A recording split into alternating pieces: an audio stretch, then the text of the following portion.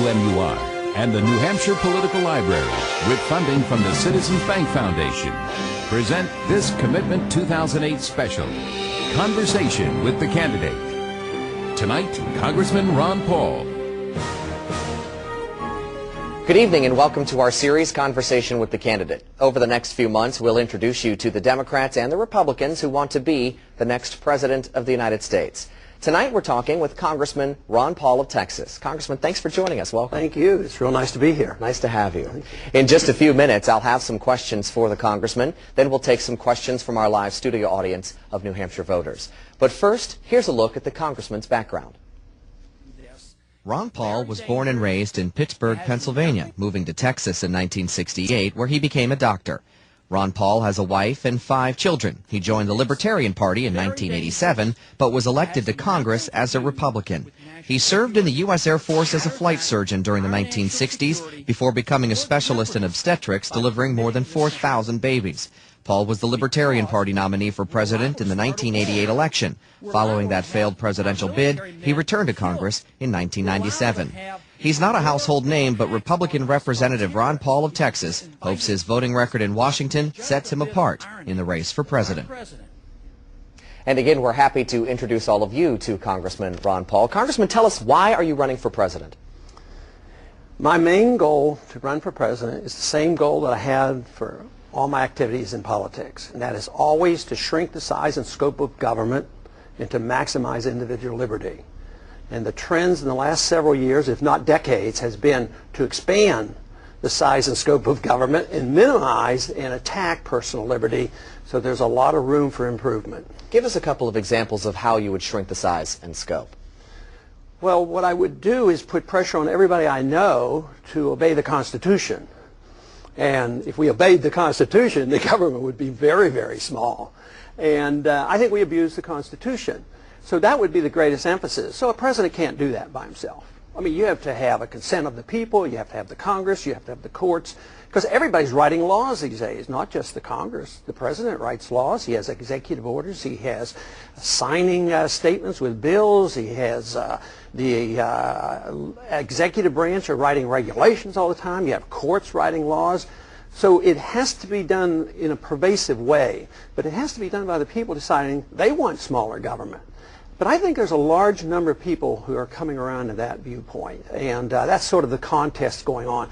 Those who want bigger government and more stuff in the government versus those who are tired of big government and tired of paying for it. And then there are those who would like big government who are coming to realize we can't afford any more big government because this country's going broke. Let me give you a specific example. I know when the Department of Homeland Security was created, you were a vocal critic of the department. Right. If, as president, you had the option, would you shut it down? I would, but under the consideration of, what the transition would be like. There's a lot of things I'd like to shut down. I guess the thing that I'd shut down rather as quickly as possible would be the IRS or something like that. But the Department of Homeland Security, creating a gigantic bureaucracy and bringing together departments after department, they're still in the process of doing this after 5 years. And I don't think the solution is bureaucracy and central government and central economic planning. I mean, even on things like dealing with hurricanes right in my district along the Gulf Coast, I think central economic planning fails. And just think of what happened down there with the idea that the government was going to take care and solve all this problems. It's a bureaucratic approach to something that should be done more locally, more voluntarily with smaller government. So the Department of Homeland Security, I would put in that category. And whether or not you can, with the stroke of the pen, close it down, there should be a transition, but you'd have to be a major revamping of attitudes because they're still in the transition of trying to centralize this power, and bureaucracies don't work. So I think reversing that trend would be very important. Could you still assure our national defense and our homeland security, if you will? Would we still be protected? Well, I think it would be a lot better. I mean, where our troops are all over the world, and we can't even protect our own borders. So I would say there's a lot you could do. You'd have to change your foreign policy, and you'd have to change attitudes. You know, most people are safe and secure in their homes not because there's a policeman standing outside or a government bureaucrat outside. We're safe in our homes because we're willing to defend our homes, especially in Texas, and I'll bet you here in New Hampshire is the same case.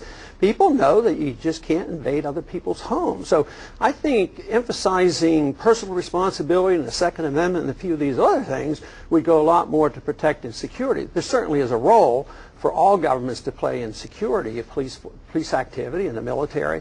But I think our military is, you know, really in shambles right now because they're not well equipped. They're all around the world. We're in 150 countries today, and yet we're closing down our bases here in this country. So I would say you could have a lot stronger defense of this country if we reoriented our thinking.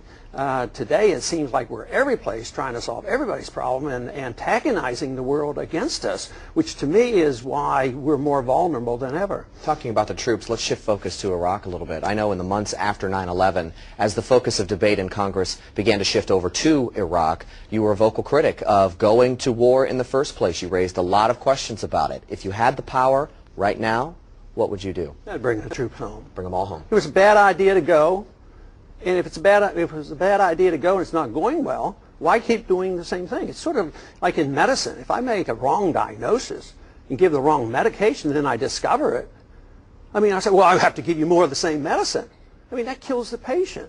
So in this case, I think that we're not solving our problem.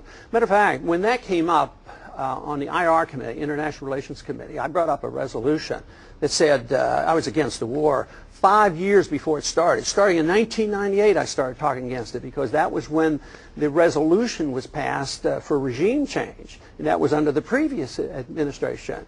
And so I argued against it 5 years before it happened because it wasn't 9/11. That plan was in place for many, many years to go into Iraq. And so I brought up a resolution in the IR committee. Instead of transferring this authority to the president and going to war to enforce UN resolutions, I said, look, if you want to go to war, declare war. And it was voted down unanimously, including myself. I voted against it.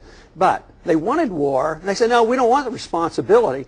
We'll give it to the president, let him decide. And I think it's wrong. I think it's unconstitutional. Delivering authority, that's amending the Constitution. And, of course, the other reason we went, not only to enforce UN resolutions, was we were threatened. Our security was threatened by Iraq. Well, that's all been disproven. So to persist in this, how many more men do you want to kill? Proven a falsehood. You know, we went there for the wrong reason. We shouldn't have gone. And just to stay there out of stubbornness. Now the only argument left for staying is that if we leave, there'll be chaos. And I won't argue too much with that, but we don't know. There might be less chaos. There might be more. They might decide to take care of their own problems. When we left Vietnam, there wasn't more chaos. There was, you know, eventually now we're trading partners. We subsidize and all with Vietnam. So we don't know. But I do know that if we did leave, Americans would be no longer would be killed, and your tax dollars and our military people would no longer be required to kill other people in a war that is undeclared. But the argument now by the administration is, we're at war, we have to do this, and you can't back away, we have to win this war. If there's a war, why didn't they declare it? And I think that's why I harp back to the Constitution all the time. If we'd follow the Constitution, we would be very less likely to get ourselves in these messes, whether it's domestic, entitlement programs, and all these issues that we're involved with, the educational system. It's because we're so careless about the Constitution. If we want the government to do these things, if we want the president to go to war like the kings used to and let him decide, we should amend the Constitution.